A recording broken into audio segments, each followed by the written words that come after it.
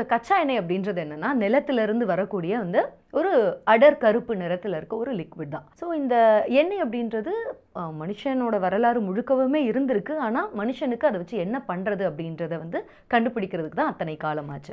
உதாரணத்துக்கு 3ஆம் நூற்றாண்டில் வந்து பாபிலோனியர்கள் தங்களுடைய அரண்மனைகள் இருக்கு இல்லையா, மாளிகைகள், அதெல்லாம் கட்டுமானத்துக்காக இந்த தார் இருக்கு இல்லையா, ஸோ அதை வந்து உபயோகப்படுத்தியிருக்காங்க. இந்த கச்சா எண்ணெய், இந்த எண்ணெயில் இருக்கிறது வந்து உபயோகப்படுத்தியிருக்காங்க. உன்னோட ஒன்று ஒட்டுறதுக்காக வந்து உபயோகப்படுத்தியிருக்காங்க. அடுத்த 4வது நூற்றாண்டில் சீனர்கள் வந்து உபயோகப்படுத்தியிருக்காங்க. அவங்க வந்து எப்படி எடுத்திருக்காங்க அப்படின்றது ரொம்ப இன்ட்ரெஸ்டிங்காக இருக்குது. எப்போவுமே சைனீஸ் வந்து எல்லாத்துலேயும் ஒரு புதுமை இல்லையா, ஸோ அவங்க என்ன பண்ணியிருக்காங்கன்னா மூங்கில், நல்ல வளர்ந்த அந்த மூங்கில் மரங்களெல்லாம் வெட்டி அந்த குழாய்களை வந்து பைப்ஸ் மாதிரி உபயோகப்படுத்தி அதன் மூலமாக வந்து பூமிக்கு அடியில் அந்த எண்ணெய் எடுத்திருக்காங்க. சீனர்கள் மாதிரியே ஜப்பானியர்களும் வந்து இந்த க்ரூட் ஆயில் அப்படின்றத வந்து உபயோகப்படுத்தியிருக்காங்க. அவங்க வந்து பர்னிங் வாட்டர் அப்படின்னு சொல்லியிருக்காங்க. அதாவது எரியக்கூடிய தண்ணி, என்னடா அது தண்ணி எரியுது அப்படின்றதுனால ஒரு படி அதிகமாக போய் அந்த க்ரூட் ஆயிலை வந்து அவங்க வணங்கியே இருக்காங்களாம்.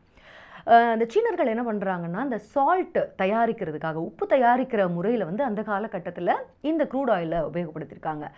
எப்படி அப்படின்னா, இந்த பைப் இருக்கு இல்லையா, பேம்பூஸ், அந்த மூங்கிலால் செய்யப்பட்ட அந்த பைப்பில் அந்த க்ரூட் எண்ணெய், கச்சா எண்ணெயை கொண்டு வந்து அதன் மூலமாக தண்ணியை வந்து கடல் நீரை கொதிக்க வச்சு அதிலிருந்து தனியாக அந்த உப்பை வந்து எக்ஸ்ட்ராக்ட் பண்ணி எடுத்திருக்காங்க. ஸோ இவ்வளோ இந்த ப்ராசஸ்க்கு அப்போவே அவங்க வந்து இந்த டெக்னாலஜியில் யூஸ் பண்ணி இந்த கச்சா எண்ணெயை யூஸ் பண்ணி உப்பு எடுத்திருக்காங்க. அடுத்தது பார்த்திங்கன்னா, இப்போ 9ஆம் நூற்றாண்டில் அசர்பைஜான் அங்கே இருக்க பாக்கு அப்படின்ற இடம், இன்றைக்கி வரைக்குமே பாக்கு அப்படின்ற இடத்துல அதிகமான எண்ணெய் இன்றைக்கும் தோண்டி எடுக்கப்பட்டு இருக்கு. ஸோ அந்த காலகட்டத்தில் பாக்கு அப்படின்ற இடத்துல அதிகமாக இந்த வந்து பர்னிங் வாட்டர் அப்படின்றது கண்டுபிடிக்கப்பட்டது அப்படின்னு சொல்கிறாங்க.